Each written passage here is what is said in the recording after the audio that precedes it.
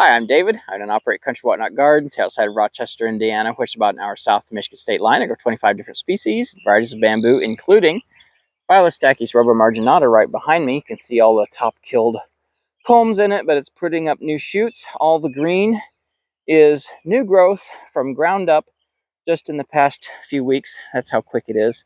But as we've discussed before, rubber marginata is a species that does not stay within the rule of thumb for most quote-unquote running bamboo, in that it can spread as far from the edge of the grove outward this way as far as the tallest culm is high in the grove, and support live roots out that far until it needs green growth on there, photosynthesizing to sustain those rhizomes. And if you let green growth happen out here, that can fuel those rhizomes to spread further out.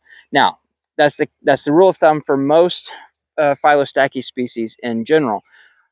Rubber marginata is an exception. It can push rhizomes out further than that before it needs green growth on it, photosynthesizing to sustain it. And case in point, here is a clump of Miscanthus sinensis. And if I back up, I'll try to give you a good scale. The iris are still blooming down there, by the way. Check that out. How beautiful, huh?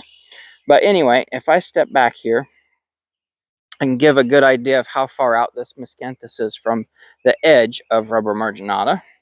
And you can see that it is indeed further out than the tallest culm is high by quite a little bit, because right there's the edge of the grove, straight across from the Miscanthus. And then rubber marginata has put live roots out clear over to the Miscanthus, the clump of Miscanthus sinensis there. And if I go up here, I can show you that there are indeed rubber marginata shoots right here in with the Miscanthus. So it's not the end of the world. It's not terrible. It's just a little bit annoying. I will go in and take these out. If you let these come on, these culms come on and mature a little bit before you cut them down, you're cost the plant more energy. Just don't let them go too long, because you don't want them to photosynthesize and sustain these roots for a particular long amount of time. But you do have to come in there and kind of go through the clump of Miscanthus and just regular gardening maintenance, part of your weeding program. And take your garden loppers here and just see if I can do this one-handed and just take that right off of there.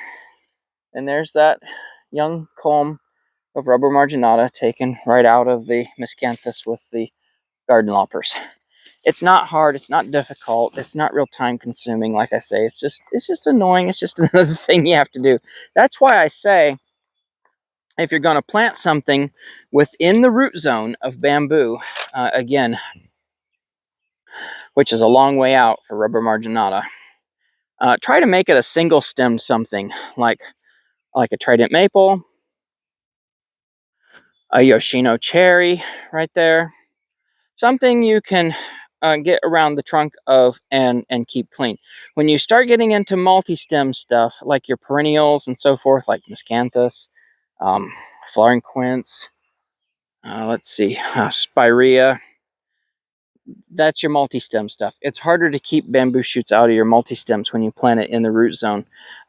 This yew bush is a single stem. That's cool. That's fine. You can plant that in the root zone of bamboo, and it's cool. Flowering apricot, it's good. Again, single something. You know, it's not multi-stem like the Miscanthus, which is harder to get in there and fish things out of. But as far as multi-stem things, I wouldn't suggest planting them within the root zone of bamboo. And again, rubber marginata expands on that rule of thumb and goes past it. I believe that's the only bamboo I have that does. I have some other bamboo species that are the other way of the rule of thumb, in that they don't come as far out, but rubber marginata is the only one I think I have that actually goes further than the tallest culm is high beyond the edge of the grove and produces new shoots out here. Most bamboos stay within that swath, within that rule of thumb.